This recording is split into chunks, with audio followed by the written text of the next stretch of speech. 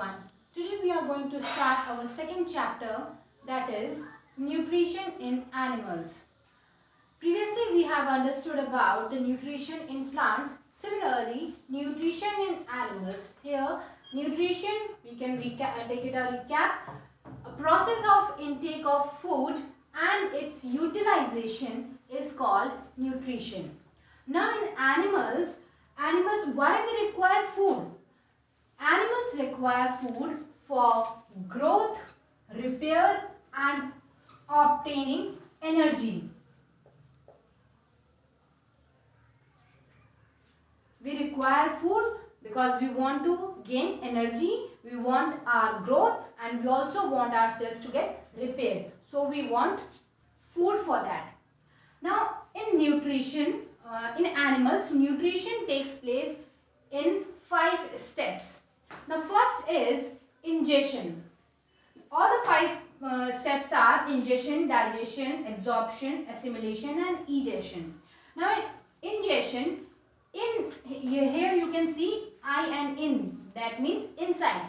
So intake of food through mouth. When we put the food inside our mouth, and that means we are taking the food inside our body, this process is called as ingestion. Now next comes the digestion. What does digestion means? The breakdown of large food particles into smaller ones so as it can get dissolved in water. This process is known as digestion. Now next is absorption. Now whatever food we have taken, it got broken down into smaller particles and now this food, the nutrients in this food gets absorbed through our intestinal walls. So this absorption of nutrients from the intestinal wall gets into the bloodstream. So this is known as absorption. Now next is assimilation. Assimilation is now in previous step absorption, we have our body through the intestinal wall has absorbed all the nutrients. Now these nutrients are used by the body to generate energy for our growth and repair of the cells. So when the energy is, when the nutrients are used in our body for these purposes, then the process is called assimilation. Now the last step comes is the process of egestion. Now we have taken food, we have digested it, we have absorbed the nutrients, and now what comes is the undigested food, which is of no use for us. So our body needs to get rid of it. So the process of removal of the undigested food out of our body is called egestion. Let us now understand about human digestive system. Now human digestive system, it consists of alimentary canal and its associated glands. So what is the sequence of the organs through which the food goes and processed? Now first, the food comes in our mouth. The mouth is also called as buccal cavity. Then from mouth it goes through the esophagus. In common language we call it as food pipe. Then from this food pipe it goes into our stomach. From stomach it enters our small intestine and from there it goes into large intestine, then rectum and finally ejected from the anus. So this is the sequence of organs through which the process of digestion takes place, and this is these all organs are included in the alimentary canal. Now let us see what are the associated glands. So here are the associated glands. First is salivary gland. It is present in our mouth, or we can say in our buccal cavity. Next is our liver. It is present at the upper part of the abdomen in the right side. Now one important thing about liver is it is the largest gland of our body. Now next is pancreas. Pancreas, it is present just below the stomach. So these are the associated glands, and these are the organs of alimentary canal Together they make the human digestive system. Let us now understand these organs and glands in some detail. Now first is mouth, or we can say buccal cavity. As soon as we put food in our mouth, the digestion starts. So it is the first organ from where the digestion starts. It can become a question from where digestion starts. So digestion starts from mouth, or you can say buccal cavity itself. Now second is, what are the different components of buccal cavity? What are the different organs? So it contains teeth, tongue and salivary gland. So these are the two organs, and this is the associated gland we have seen earlier. So teeth, tongue and salivary gland, they all are present inside our buccal cavity, or we can say mouth.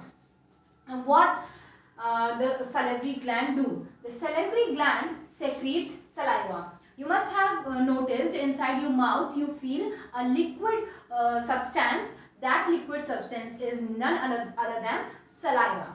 So this saliva, it helps in mixing the food with the saliva helps in mixing the food, so that the saliva helps in breaking down the starch molecules present in the food. We have learned about the components of food. It contains starch, protein, carbohydrate is the form of starch.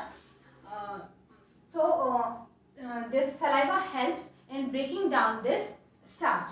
Now what tongue does? Tongue helps in mixing saliva with food. With our tongue, we mix the saliva with the food, and where the digestion starts, and saliva digests the starch present in the food. Now next is, from mouth, this slightly digested food in which starch has broken down comes to the esophagus. Esophagus is not a part where the food stops. It just gives a passage to the food. It is pipe-like structure. We call it food pipe in common language. The other name is esophagus. Here, from this, as you can see, pipe-like structure. So from mouth, it just gives the food a passage to go into the stomach. So how this food goes through this pipe is through a wave-like motion which happens in the esophagus, and that motion we call it as peristalsis. The wave-like motion, that is the peristalsis, it helps in pushing the food downward where? In the stomach. Now next is stomach. What happens inside the stomach? Now first of all, the location of stomach, it is present on the left side of abdomen. Now it is the widest part of alimentary canal. It is the most widest part inside the alimentary canal. Now digestion, now we have learned that in the mouth slightly the food gets digested because of saliva, and the starch gets broken down. Now here that slightly digested food comes, and further digestion takes place here in the stomach only. Now this slightly digested food which has come from mouth into the stomach, it stays in the stomach for about 3 hours. Now here the food further breaks down into further smaller pieces and makes a semi-solid paste, and in the stomach, the inner lining of the stomach secretes mucus, digestive juices and HCl. These are the three important things which are secreted inside the inner lining of the inside the stomach, secreted by the inner lining of the stomach. Now what these three things do inside the stomach for the food? The first is mucus. Let us understand with here the HCl. The HCl, it is the full form of HCl is hydrochloric acid. It is secreted inside the stomach, and because it is acid, so it burns the inside wall of the stomach. what it does for the food, it kills the bacteria present in case if any bacteria comes inside the stomach along with the food. So it kills those bacteria, and it also provides acidic medium inside the stomach, which is necessary for the digestion of food. Now as it is acidic, so it also burns the inner lining of the stomach. For preventing that burning, mucus is secreted, which helps protects the inner lining of the stomach from this HCl. Now next is digestive juices. The digestive juices present inside the secreted inside the stomach helps in the digestion of protein.